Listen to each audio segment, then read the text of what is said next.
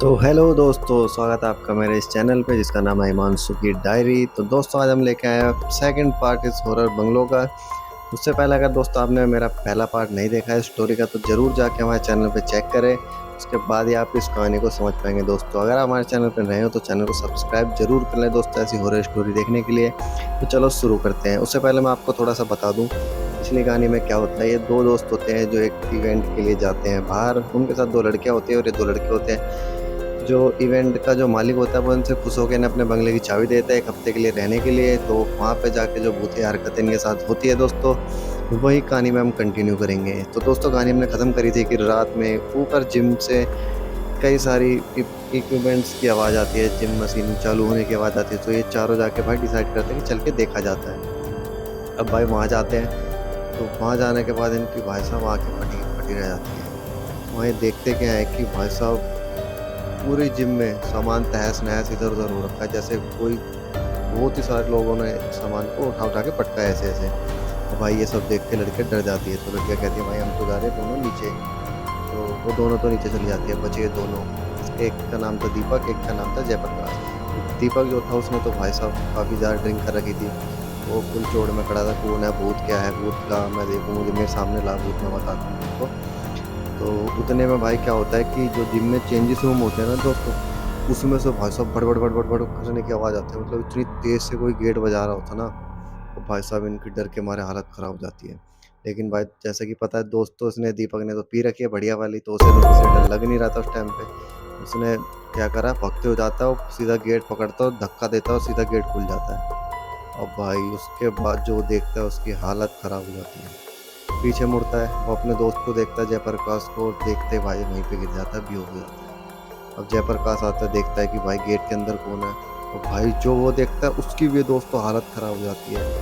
उस गेट के अंदर वही दो लड़कियां थी जो अभी नीचे गई थी। अब भाई साहब एक दूसरे को देखती हैं, वो लड़कियां लड़कों को देखती है। लड़का एक दीपक बेहोश पड़ा होता है, उसे जल्दी से उठाते हैं, होश में लाते हैं। और भाई वो चारों परेशान कि भाई ये क्या हो रहा है, अभी तो ये लड़कियां नीचे गई थी, अभी ऊपर कैसे आ गई और इस गेट में कैसे अंदर बंद हो गई।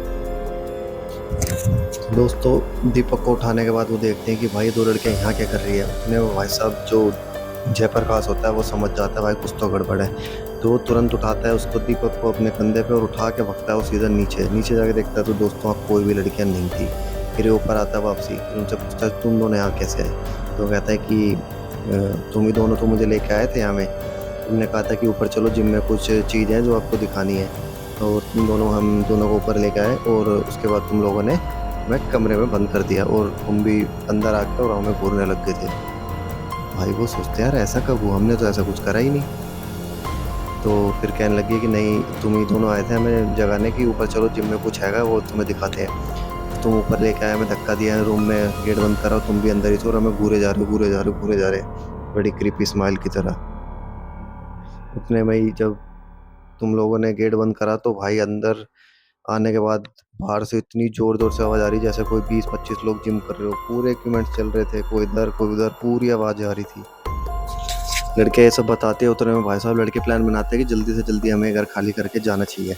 भाई चारों उतर के नीचे आते जल्दी से, लेकिन जैसे वो नीचे आते दोस्तों पूरे घर के जितने भी दरवाजे थे सब लोग हो जाते हैं सब, और पूरे घर का जो सामान होता है वो इधर उधर उड़ता रहता है। भाई ये देख के दोनों लड़कियां फिर से बेहोश हो जाती है। वो उससे दीपक से बोलता है भाई अब क्या करें। दीपक कहता है भाई मेरे तो कुछ समझ में नहीं आ रहा अब यहाँ हो क्या रहा है। उतने में जो जयप्रकाश होता है वो कहता है रुक मैं भी आया। अब वो तुरंत जाता है, भाग तो जाता है सीधा नहाने। अब दीपक सोचता है ये चूतियापंती क्या है, ये मरने के लिए भी नहा के आएगा क्या तैयार होके बिल्कुल ही। फिर उतने में आता है जयप्रकाश नहा के। नहाने के बाद वो सीधा बैठता है एक जगह, पकड़ता है कोने में, वहाँ से करता है सीधा हनुमान चालीसा शुरू। तो भाई साहब जैसे हनुमान चालीसा शुरू होती है, ऊपर की 3rd फ्लोर जो जिम वाला एरिया होता है वहाँ से भाई किसी लेडीज़ की इतनी जोर जोर से रोने की आवाज़ आती है कि भाई साहब जो ये दोनों थे ना इनके तो फट के चौंसठ हो जाती है दोस्तों कि भाई ये हो क्या रहा है यहाँ पे। जैसे तैसे वो अपनी हनुमान चालीसा पूरी करता है दोस्तों। उसके बाद ये सब रुक जाता है, कोई सामान नहीं उठ रहा, कोई कुछ नहीं कोई कुछ नहीं। फिर दोनों जैसे तैसे करके उन लड़कियों को होश में लाते हैं। दोस्तों जैसे उसने हनुमान चालीसा बंद करी वो सबसे पहले तुरंत भागता है जिम की तरफ। वो 3rd फ्लोर पे जाके देखता है कि भाई यहाँ पे क्या सामान था ऐसा हो, लेकिन दोस्तों लिटरली वहाँ पे कुछ भी सामान इधर उधर नहीं था। लेकिन उससे पहले इतनी आवाज़ आ रही थी जैसे भाई साहब वहाँ पे किसी ने कोहराम मचा रखा है, सारा सामान उठा-उठा के फेंक रहा है, कोई कुछ कर रहा है, लेकिन ऊपर जाने के बाद देखता है कि कुछ नहीं है वहाँ। तुरंत आता है नीचे भागते हुए अपने मालिक को फ़ोन करता है, मालिक को बुलाता है, सब कुछ बताता है कि भाई ऐसा-ऐसा हुआ है यहाँ पे।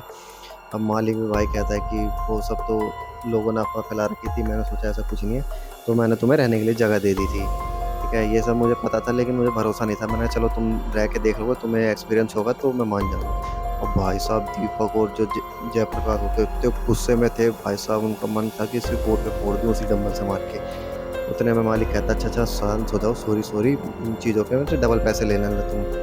फिर वो कहते हैं चल ठीक है भाई, डबल पैसे मिलते हैं और क्या चाहिए, डबल पैसे लेते हैं और रातों रात अपने घर निकल जाते हैं। घर आके भाई साहब वहाँ तो आपस में इतनी लड़ाई झगड़े होते हैं कि भाई आज के बाद तो हमारे साथ कहीं जाना ही नहीं है मुझे। तो दोस्तों यही थी इन चारों की कहानी। अगर आपको कहानी पसंद आई हो तो चैनल को सब्सक्राइब करके वीडियो को लाइक कर देना दोस्तों। मिलते हैं ऐसे ही किसी और एक कहानी के साथ, तब तक के लिए बाय बाय।